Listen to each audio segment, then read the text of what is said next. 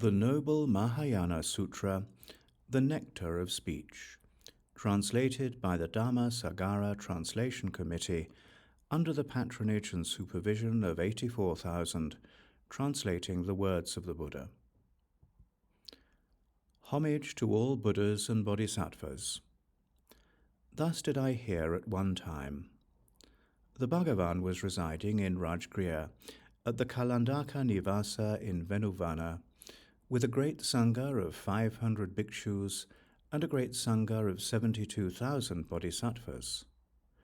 At that time the bodhisattva Mahasattva Maitreya was also seated in the assembly. The bodhisattva Mahasattva Maitreya rose from his seat, draped his upper robe over one shoulder, knelt on his right knee, and with palms joined bowed to the Bhagavan and said, "With permission, I would like to ask the blessed, thus gone, worthy, perfect Buddha some questions." The Bhagavan replied, "Maitreya, the Tathagata will always grant you permission. Maitreya, ask the thus gone, worthy, perfect Buddha whatever you wish, and I shall ease your mind by answering each of your questions." The Bodhisattva Mahasattva Maitreya then asked the Bhagavan, "Bhagavan, what are the qualities that Bodhisattva Mahasattvas need to have so that none of Mara's hordes will cause them obstacles, so that none of Mara's retinue will transgress against them, so that out of love for sentient beings they will live for a long time, and so that they will soon fully awaken to unexcelled and perfect awakening?" The Bhagavan replied to the Bodhisattva Mahasattva Maitreya, "Maitreya, excellent, excellent. Maitreya, your intention in asking the thus gone, worthy, perfect Buddha about this matter is excellent, since you act for the benefit of many beings, aim for the happiness of many beings, have compassion for the world, and seek the welfare, benefit, and well-being of gods and humans. Hence, Maitreya, listen very well and keep it in mind. I will explain it." The Bodhisattva Mahasattva Maitreya replied, "I will do so," and he listened accordingly as the Bhagavan taught as follows.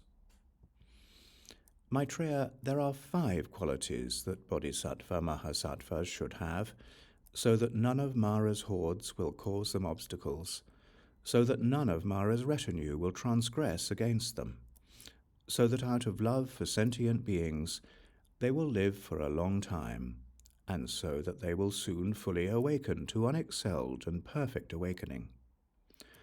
What are those 5 qualities? They are the unceasing giving of the Dharma, the unceasing giving of freedom from fear, the unceasing practice of great love, great compassion, great joy, and great equanimity, the unceasing repair of dilapidated stūpas, and the unceasing inspiring of all beings to set their minds on awakening. Maitreya, if Bodhisattva Mahasattvas have those 5 qualities, none of Mara's hordes will cause them obstacles, none of Mara's retinue will transgress against them. Out of love for sentient beings they will live for a long time, and they will soon fully awaken to unexcelled and perfect awakening. When the Bhagavan had taught this discourse on the 5 qualities, the minds of 5,000 bhikshus became free of all defilements with no further appropriation. 72,000 bodhisattvas attained the acceptance that phenomena do not arise, and the Dharma-eye of 84,000 gods regarding phenomena became purified, free from dust and stains, and without defilements. The Bodhisattva Mahasattva Maitreya then said to the Bhagavan, "Bhagavan, I feel inspired to speak. Well gone one, I feel inspired to speak." The Bhagavan said, "Noble son, speak if you know the time has come." Having thus received the Bhagavan's permission, the Bodhisattva Mahasattva Maitreya rose from his seat, draped his upper robe over one shoulder, knelt on his right knee, and with palms joined bowed to the Bhagavan and said, Bhagavan, how marvelous that this Dharma discourse has been taught by the Bhagavan in order that all beings, sick because of desire, anger, and ignorance, and obscured by the darkness of the cataracts and visual aberrations of all views, may have their illnesses of the afflictions cured, and have their unexcelled Dharma purified. Bhagavan, this Dharma discourse you have taught is a great nectar. Bhagavan, this Dharma discourse you have taught is a great panacea. Even for beings born as animals, those who happen to hear this Dharma discourse will have gathered thereby an accumulation of great roots of virtue, and will be superior to all beings. They will behold all Buddhas. They will be of great service to many beings. They will bring about roots of virtue. They will purify their karmic obscurations, be freed from the animal realm, and attain human bodies. Then, remembering their previous lifetimes and gaining faith in the teachings of the Tathagata, they will be reborn in any Buddha realm they wish. So if that is the case, even for them, what need is there to mention those who hear this teaching as human beings?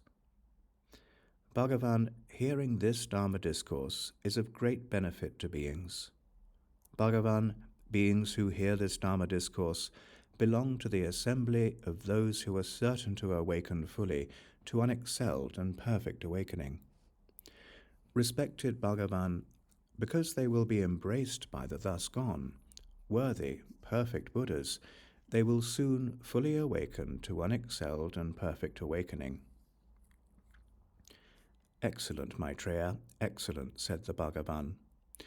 Maitreya, it is just as you have said. It is the truth. It is that alone. It is unmistaken. Even those who listen to this Dharma discourse doubtingly will have no small roots of virtue, so what need is there to mention those who listen to, retain, hold, read, master, and teach it extensively and properly without any doubts? Such holders of the Sutra will not encounter the works of Mara. They will not be harmed by desire, anger, ignorance, pride, avarice, rage, or malevolence. Their bodies will not be stricken by plague or disease. In whatever region such a sutra as this is kept, wherever such a Dharma teacher dwells, or wherever this Dharma discourse is written down as a scripture, in such places all diseases, epidemics, harm, contagions, and conflicts will be quelled. Then the bodhisattva Mahasattva Maitreya said to the Bhagavan, Bhagavan, later in the future, during the final 500 years, when the time of destruction has come, the true Dharma is disappearing, and there is a great danger that the Buddha's awakening will vanish. I shall teach this Dharma discourse to those noble beings. I shall invigorate them.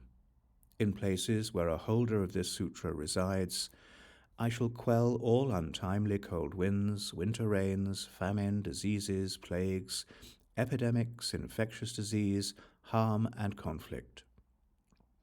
In a place where this Dharma discourse is kept and written down as a scripture, or tied at the top of a banner and worshipped, in such a place all the terrors of hostile armies, thieves, rakshasas, and dakinis will be quelled through my blessing.